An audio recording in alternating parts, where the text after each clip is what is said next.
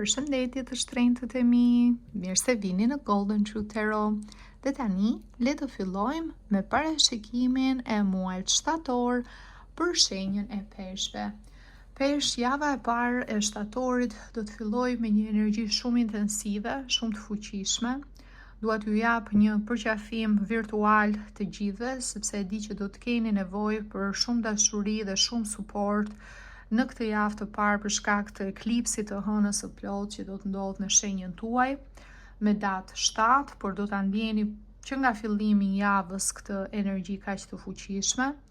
Sidomos peshqit, që personat që kanë diellin ose hënën në peshk, ato që kanë hënën do ta ndjejnë akoma më shumë, se lidhet me të nënvetëdijshmen tuaj, lidhet me anën emocionale, me gjithçka që ti e ke si frikë, si paranoj, gjithçka që ti e ke mbyllur brenda teje dhe nuk e dashur të përballesh, do ndodh një situatë, një rrethan që do të të ngacmoj dhe do dalë, gjitha kjo do dalë së jashtmi.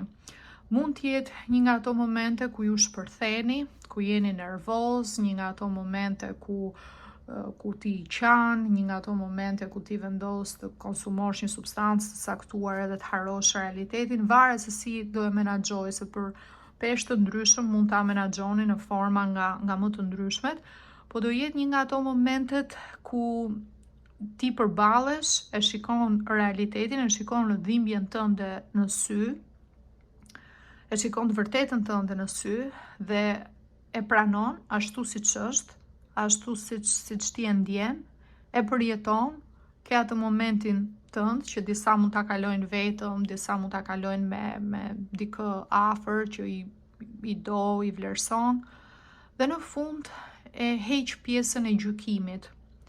Eliminon inatin, mërinë ndaj dikujt që të ka lënduar, por edhe ndaj vetes tënde.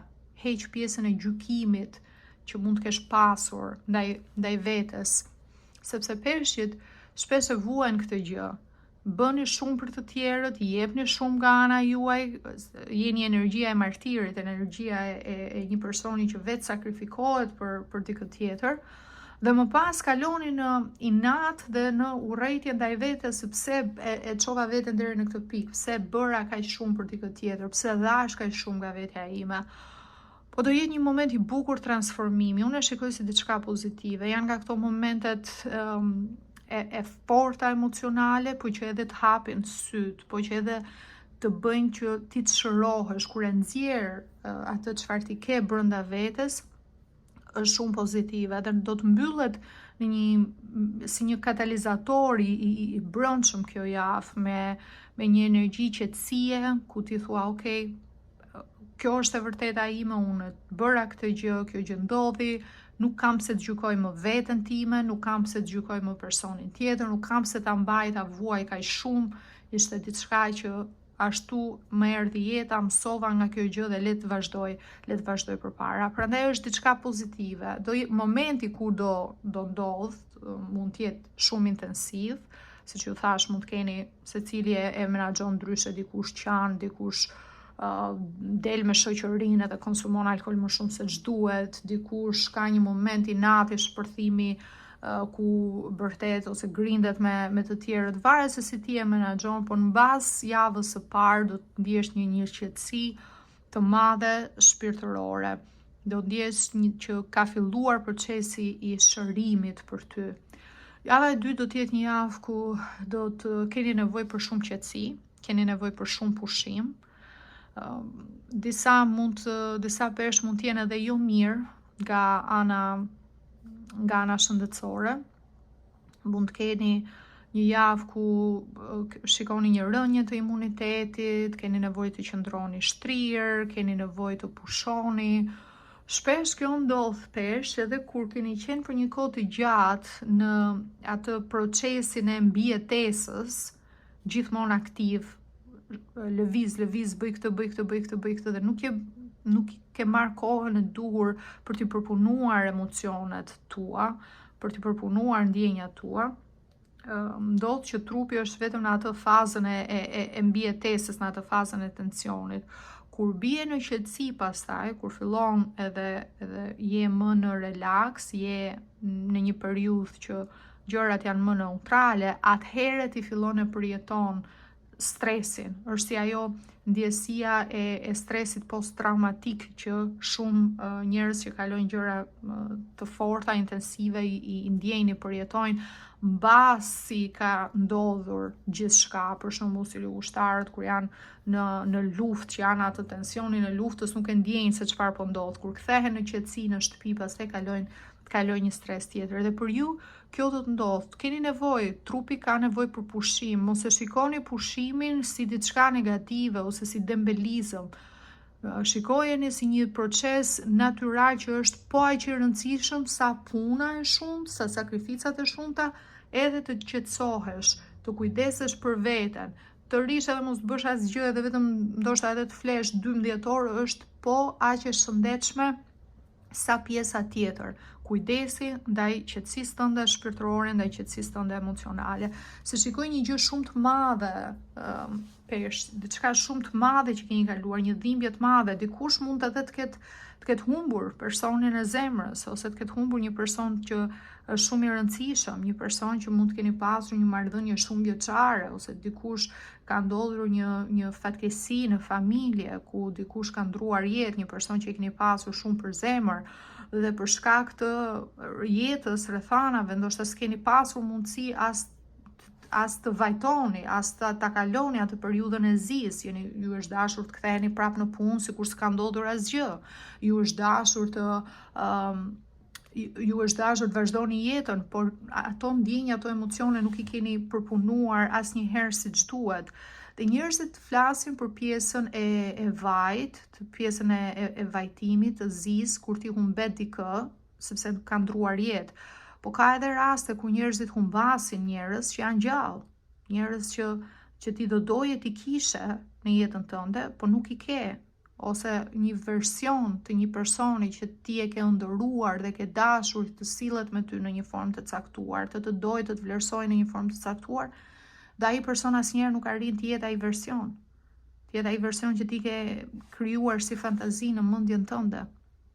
Dhe ajo është akoma edhe më e vështirë për tu përballuar. Pjesa e vajt, pjesa e asaj që ti kur nuk do ta kesh këtë person, është akoma më e vështirë, mendoj, se sa kur personi ndron jetë, sepse kur ndron jetë është një proces natyral, të gjithë do vi momenti që do të largohemi, edhe e pranon si gjë, po kur e ke në jetën tënde, ose nuk e ke më në jetën tënde, personi ringjall dhe vazhdon jetën e vet, ose asnjëherë nuk sillet me ty ashtu siç ti ke dashur që të sillet, është akoma më e dhimbshme. Dhe kjo nuk ndodh vetëm në çështje që kanë të bëjnë me dashurinë, kjo ndodh edhe në familje. Mund të kesh ti je rritur në një familje ku babai s'ka trajtuar asnjëherë ashtu si ti ke dashur të trajtohesh, apo nëna s'ka qenë për ty asnjëherë ajo nëna që ti ke dashur që ti ishte, apo motra, vllai asnjëherë s'kan vlerësuar dhe respektuar ashtu siç ti do doje, dhe ti i vajton si gjalli këto persona, atë mall që ti ke, atë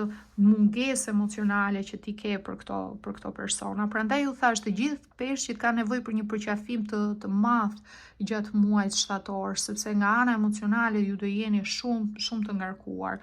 Dhe java e tretë do të jetë një javë shërimi, do të jetë një javë ku ajo dhimbja e madhe që keni ndjerë për shumë kohë brenda vetes tuaj do filloj të lehtësohet.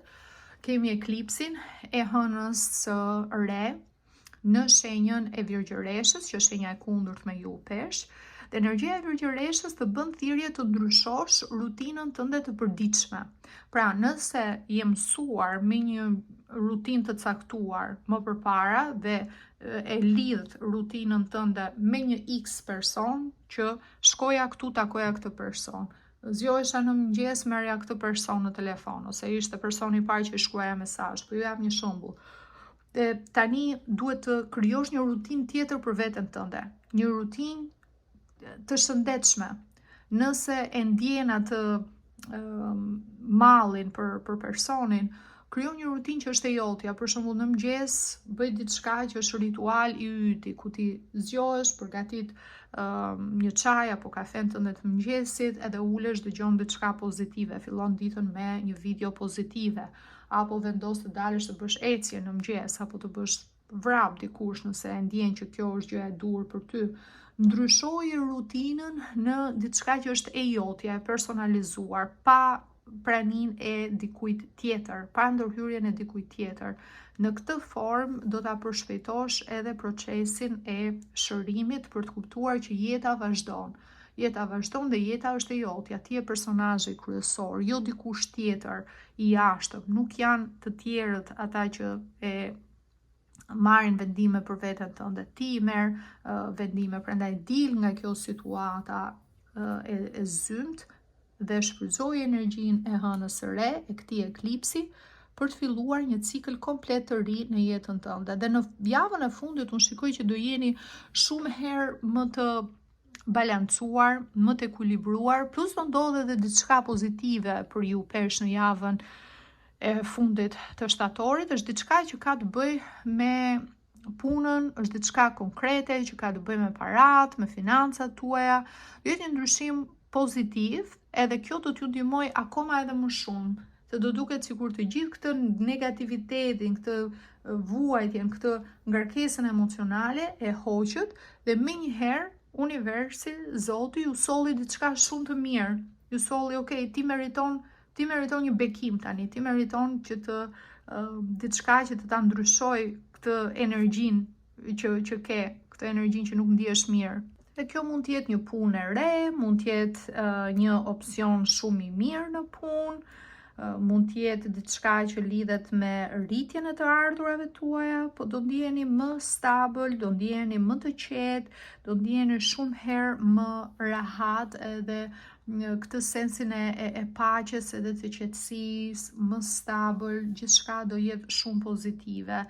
Shikoj një energji të fortë toke afër jush në fund të muajit, dikush që do t'ju ndihmoj mjaft, një person që ka shenjën ascendente ose shenjën e diellit në Dem, në Virgjëresh ose në Bricjap. Ky është një person që do t'ju ndihmoj për t'u stabilizuar nga ana emocionale.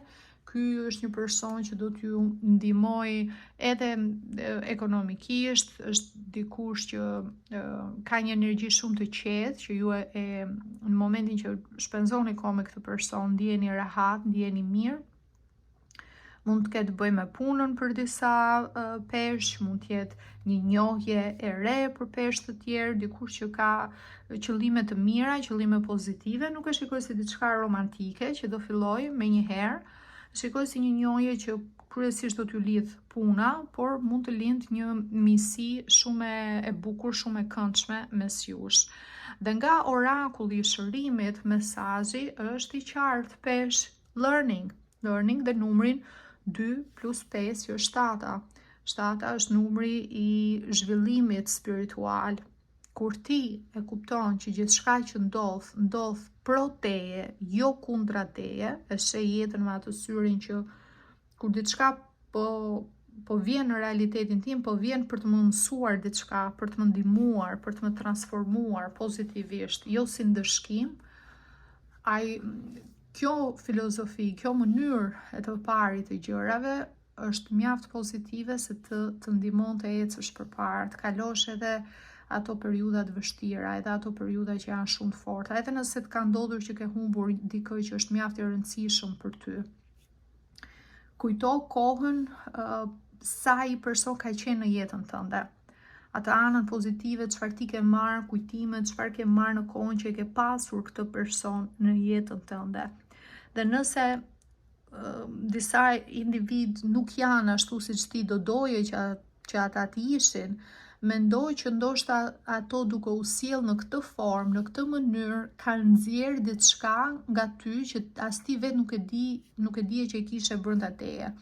mund të të kenë bërë më të fortë, më të pavarur, mund të të kenë bërë që t'jesh një person që guxon, që merr vendime, merr iniciativa, që ja del vetë mban, që riskon, mund të kesh arritur diçka të madhe në jetën tënde që nëse do të kishe një familje tjetër, ndoshta nuk do ta kishe arritur, sepse do të kishe qëndruar në rahatin e familjes dhe vetë nuk do kishe marrë guximin për të rrezikuar diçka më shumë. Por e gjitha varet se si ti e sheh. Prandaj edhe mesazhi është i qartë, learning, përdore si një eksperiencë për të mësuar. Mendo si një fëmijë kur i ndodh diçka që kanë atë kuriozitetin gjithmonë për ta parë çdo gjë se si funksionon, se si ndodh, se si bëhet. Kjo fazë e jetës tënde do të të mësoj shumë për veten. Mbi të gjitha do të mësosh kush ti je peshk, si person, si individ. Do të shtoj pjesën e botkuptimit tënd.